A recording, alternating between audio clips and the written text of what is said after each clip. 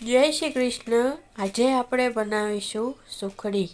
સુખડી બનાવવા માટે પહેલાં આપણે આવી તરાઈ છે કે લોયું છે તે લઈ લેવાનું। તેમાં તમારે જેટલી સુખડી બનાવવાની હોય તેટલી ક્વોન્ટિટીમાં ઘી લઈ લઈશું। તો મેં અહીંયા 1 કિલો ઘી લીધું છે। ઘી સુખડી કડાઈમાં નાખી અને આપણે હવે આગળની પ્રોસેસ કરીશું। આપણું ઘી અહીંયા ગરમ થઈ રહ્યું છે। જ્યાં સુધી ગરમ ઘી થાય ત્યાં સુધી આપણે લોટને ચાળી લઈશું। સુખડી બનાવવા માટે તમે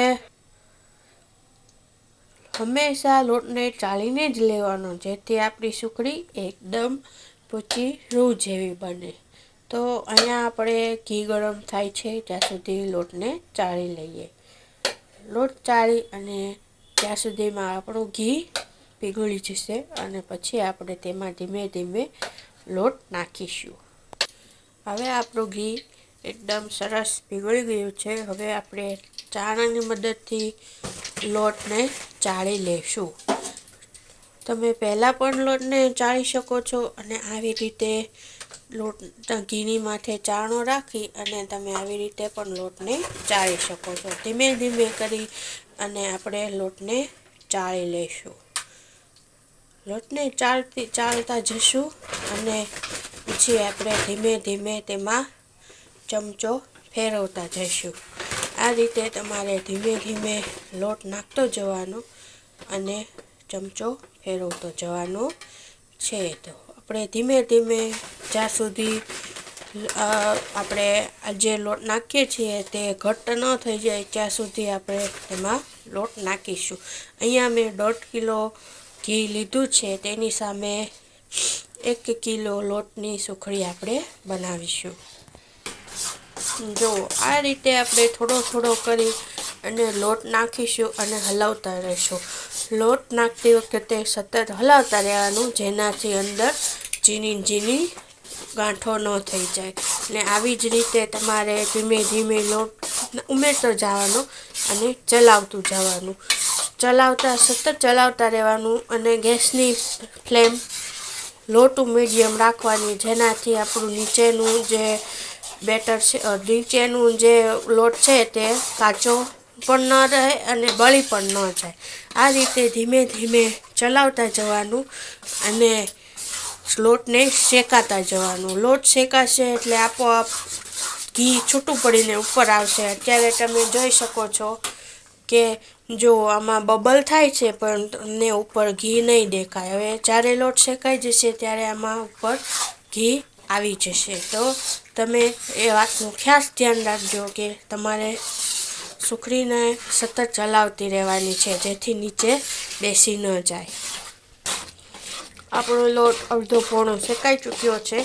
હવે આપણે એમાં ગુંદર એડ કરીશું। ગુંદરને મેં મિક્સરમાં આ રીતે ક્રશ કરી લીધો છે। હવે આપણે ગુંદર તેમાં નાખીશું અને ધીરે ધીરે ચલાવીશું। ગુંદર એની જાતે જ ફૂટી અને ઉપર આવી જશે। નાના નાના બબલ્સ થોડીક જ વારમાં નાના બબલ્સ થવા મળશે અને આપણો ગુંદર છે એ શેકાતો જશે। જેમ જેમ ગુંદર શેકાતો જશે તેમ તેમ ઉપર આવતો જશે। આ રીતે તમારે ગુંદર એડ કરવો હોય તો આ રીતે બી તમે નાખી શકો છો અને તમને ગુંદર તળીને પછી જો તમને મોટા ટુકડા ગુંદરના ભાવતા હોય તો મોટા ટુકડા પણ તમે ગુંદરના તળીને નાખી શકો છો, પણ જનરલી મોટા ટુકડા એકવાર પડ્યા રહે છે।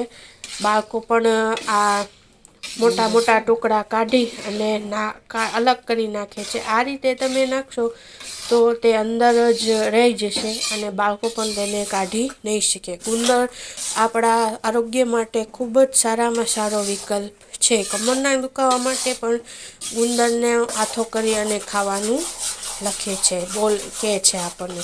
તો આ રીતે તમે ગુંદરને અંદર એડ કરી દો એટલે તમારો ગુંદર થોડીક જ વારમાં હમણાં શેકાય અને ઉપર આવતો જશે। જો આપણો ગુંદર સરસ રીતે ફૂટી ચૂક્યો છે। તમે આમાં જે સ્પાર્કલ દેખાઈ રહ્યા છે તે ગુંદર ફૂટ્યો છે તે છે. હવે આપણે એમાં બદામ, પિસ્તા, અખરોટ, જે તમારે ડ્રાયફ્રૂટ નાખવા હોય તે તમે ભૂકો કરીને પણ નાખી શકો છો અને કતરણ કરીને પણ નાખી શકો છો. તો હું જનરલી જે પણ નાખું છું તે રીતે ભૂકો કરીને જ નાખું છું.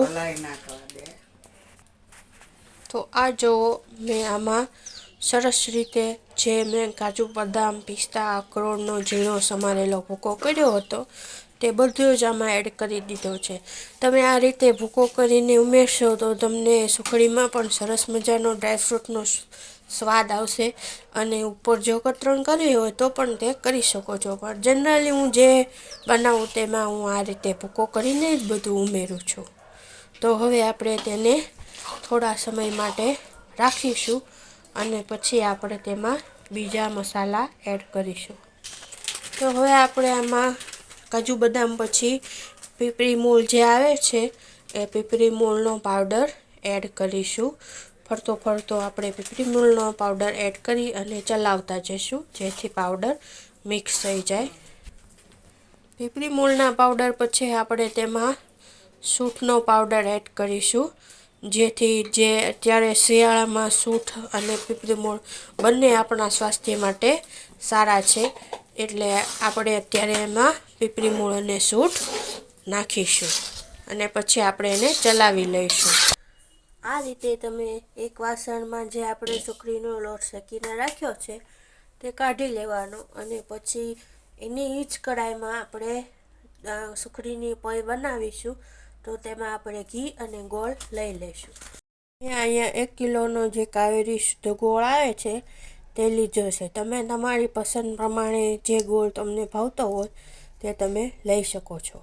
આ 1 કિલો ગોળ છે તેને હું આ લોઢીમાં ટ્રાન્સફર કરીશ. તો હવે આપણે સુખડીની જે પાયો કે તે બનાવવા માટે ઘી અને ગોળ 1 કિલો ઘી અને 500 ઘી નાખેલ છે.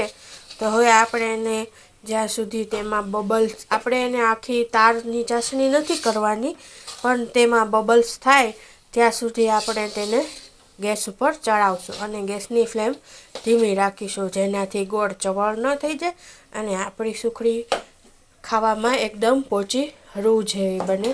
ધીમે ધીમે ઘી મેલ્ડ થાય છે તેમાં ગોળ પણ મેલ્ડ થઈ જશે અને પછી આપણે થોડા એમાં બબલ્સ બને એટલે આપણે તેમાં જે સુખડીનો લોટ શેકીને રાખેલો છે તે આપણે આમાં એડ કરી દઈશું. યાદ રાખજો, ગેસની ફ્લેમ એકદમ લો ટુ મીડિયમ રાખજો. આ રીતે આપણો ગોળ થોડો તમે જોઈ શકો છો મેલ્ડ થવા માંડ્યો છે. હજી આપણે તેને થોડોક વધારે પકાવીશું, જેથી ગોળના અંદર જે તમે આ ટુકડા જોઈ રહ્યા છો તે અંદર પીગળીને મેલ્ડ થઈ જાય.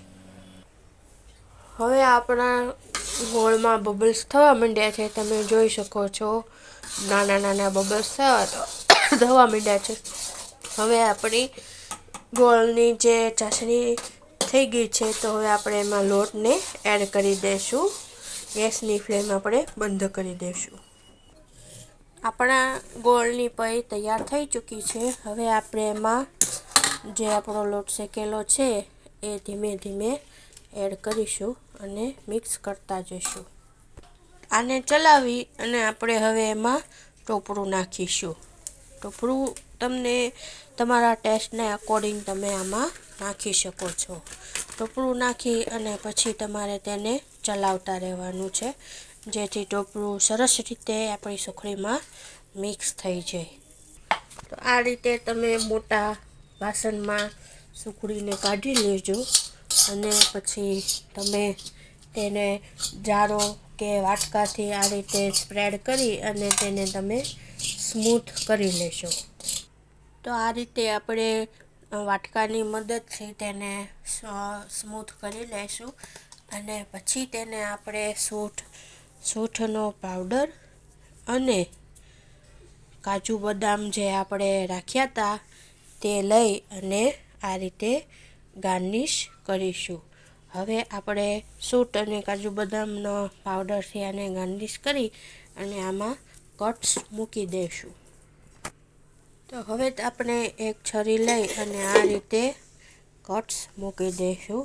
કટ્સ મૂકી અને પછી આપણે તેને ઠરવા દઈશું. ઠરી જશે એટલે આપણે ભગવાનજીને ભોગ લગાવી દઈશું અને પછી આપણે ભોગ લઈશું. તો આ રીતે સરસ મજાની શિયાળામાં રોજ એક બટકું ખાવામાં આવે તો તમને કોઈ પણ પ્રકારનો સાંધાનો દુખાવો હોય કે પછી તમને ચુસ્તી સ્ફૂર્તિ ન રહેતી હોય, સવારમાં ઉઠો તો પણ તમને થાક અનુભવાતો હોય, તો રોજ સવારે આ એક બટકું ખાશો તો તમને 1 મહિનો તમે ખાશો તો તમારા સ્વાસ્થ્યમાં ઘણો જ ફેર પડશે. જો તમને અમારી સુખડીની રેસીપી સારી લાગી હોય તો અમારી ચેનલ દીપિકા આર્ટ્સ એન્ડ ક્રાફ્ટ્સને લાઈક કરજો, શેર કરજો અને સબસ્ક્રાઈબ કરજો. સૌને જય શ્રી કૃષ્ણ અને જય શ્રી રાધે. મળીશું નવા વિડીયોમાં. રાધે કૃષ્ણ.